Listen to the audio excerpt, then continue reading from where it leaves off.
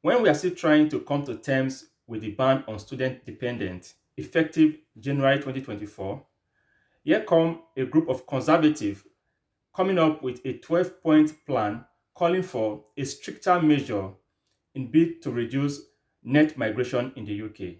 This and many more I'll be talking in today's video. So guys, you need to watch this video to the end as I'll bring it up some of the latest updates as regard the 12-point plan to impose stricter immigration measure for migrants coming to the UK. So you need to share this content to everyone that needs to hear about it so that they can get their migration plan right from the onset. Hi guys, as you all know, my name is Victor. If you are new to this channel, in this channel I talked about ways you can migrate to the United Kingdom. I give information about UK immigration and latest updates about UK and UK immigration. I also talk about lifestyle and ways you can settle in the United Kingdom when you arrive here. So if this content is something that interests you, don't forget to hit the subscribe button. Leave a thumb up to the video so YouTube can recommend to a wider audience and so many persons like you can benefit from this content. So without further ado, let's get started. Recently, there has been some announcements restricting international students from coming into the UK with their student dependent, effective January 2024. While we are still trying to come to terms with this restriction, here come another plan by some group of conservatives coming up with a 12-point plan to further restrict migrants from coming into the United Kingdom.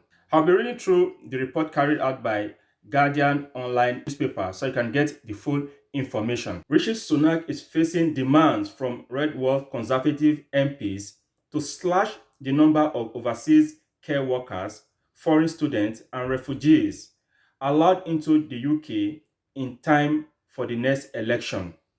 Part of the argument of this conservative is that as part of their campaign manifesto, cutting down net migration is one of the top priorities in their manifesto, and as such, they are putting pressure on the Prime Minister to implement that aspect of the campaign manifesto to their constituents. Knowing fully well, election is coming up and they need to go back to their constituents to seek voter support from their constituents. As such, they want to implement that aspect of their manifesto. Cutting down net migration is top of their priority as a conservative group. So they are putting more pressure on the Prime Minister to act on that campaign promise and to also solicit for their support in the forthcoming election. The MPs from the 2017 and 2019 intakes, who call themselves the New Conservative, have issued a 12-point plan to cut net migration to Britain from 606 to 226,000 before the end of 2024. So guys, you can see the number they are trying to achieve as a group because this is contained on their campaign manifesto and they are aiming at those temporary workers that lead to settlement like the care worker, the senior care worker, the refugee status, the student. So they are looking at that area to see how they can tighten some of those eligibility criteria to further restrict migrants from coming into the United Kingdom. The pressure follows party anger over official figures released in May that show that total long-term immigration was at a record high of 1.2 million people, while immigration was 557,000. The rise had been largely fueled by people from outside the EU entering the UK to study, work, or escape conflict or oppression. It's a fact that the UK has actually experienced the highest number of immigrants coming into the UK in the past 2 years as compared to previous year. This is a fact that you cannot dispute. The statistics released in May show that 606,000 migrants have entered the UK. The MP are calling for this 12-point plan, calling for stricter immigration rules to restrict the number of persons coming to the UK, thereby cutting it from 606,000 to 225,000 in the year 2024. So different measures will be put in. If this proposed plan goes through the parliament, it will make the UK less attractive for migrants coming into the UK, either to study or to work, because the rules will be made stricter and only a few persons will be able to meet the criteria that will be set for either studying in the UK or those coming in to work as a skilled worker. One Red Wall source said that Tory MPs in the north of England had been hammered on the doorstep over immigration. We promised a lot in 2019 about taking back control of our borders, and time is ticking, the source said. Measures put forward by the new Conservative include closing temporary scheme that grants eligibility for workers visa to care workers and senior care workers in order to reduce long-term inward migration. So guys, this area speak volume about what this 12-point plan is all about. Are you thinking what I'm thinking? Is the care workers route coming to an end? Your guess is as good as mine because it said putting an end to temporary work visa that leads to permanent settlements. If they can put a restriction on those areas or scrapping those areas, what do you think will be the fate of those coming in through the health and care sector? So your guess is as good as mine. Let's read further. They also propose stopping graduating overseas students from staying on in the UK for up to 2 years to find work and extending the closure of the student dependent route that allows a student family members to access the job market. This 12-point plan is actually putting an end to migration in the UK. If you are planning to come to the UK either through the student route or through the skilled worker route, this is coming to an end. The ban on student dependent will take effect for 2024, but I think it has a time period for that ban to elapse. But now with this proposal seeking to extend it further and with the plan to scrap the post-study work permit. Without the post-study work permit, I'm telling you for a fact that the UK will lose 90% of students coming in to the UK to study, right? What attracted most persons coming to the UK is the post-study work permit that was reintroduced in the year 2021. But if that is being scrapped, I'm telling you for a fact that 90% of students coming to the United Kingdom will reduce drastically, and the UK will also be at losing end, as so many persons will not be able to access the UK because it will make no sense at the completion of your study, you returning back to your country without having any pathway for you to remain in the UK if you decide to remain back after your study.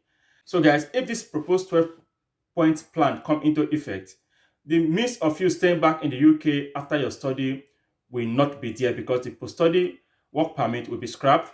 The means of you switching from Tier 4 student visa at the completion of your study to a skilled worker visa will not be available, at all of these routes will be closed. So you now have to come to terms with, if you are coming to the UK, you prepare your mind that at the end of your study, you are going back to your country. That will not be the case of 99% of those planning to come to the UK because you are coming into the UK, you pay heavily, you pay a very high tuition fee to come to the UK to study, and at the end of study, you will be going back to your country without having any option of staying back if you decided you want to stay back to work to gain more experience here in the UK. So you can see UK is shutting the door in all ways, both the student route, both the skilled worker route. They are trying to put all of this to an end, all in a bid to cut net migration.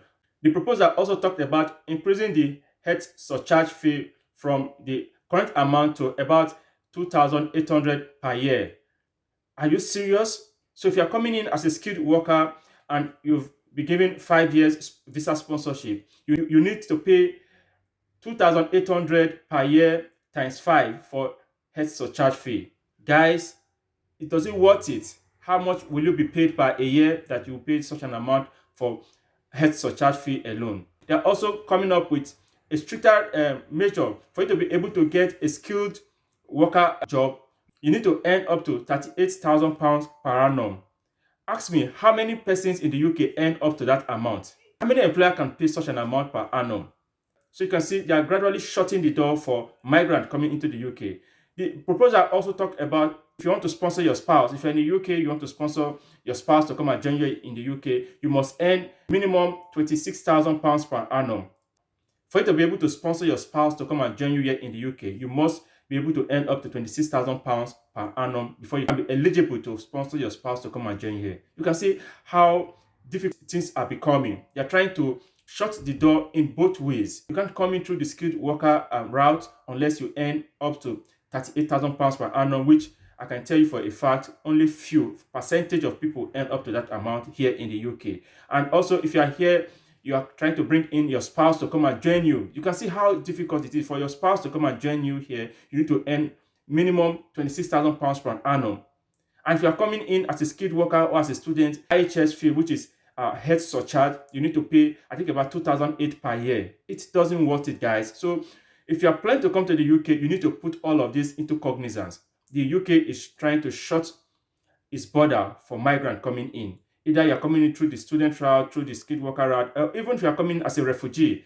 They don't want migrants to see the UK as a safe haven in any way. So they're trying to bring a stricter measure, right, to stop migrants from coming to the UK through any of this means that is being used to come to the UK legally. Though I know there has been some stiff opposition to this 12 migration plan, because if you make the United Kingdom less attractive for migrants to come in, though there have been some restriction to this 12 points proposal, because if you are shutting the door for migrants to come into the UK will lose more talent that are coming to the UK to invest both their talent and their resources. They will lose the funds coming in from international students. You can't dispute the fact that international students are contributing significantly to the educational sector in the UK. So if you are bringing up some of these strict measures, making UK less attractive for international students, the funds the UK is benefiting from international students will either be channeled to other countries. I believe in the coming days, more updates on this proposed plan will come to the public domain.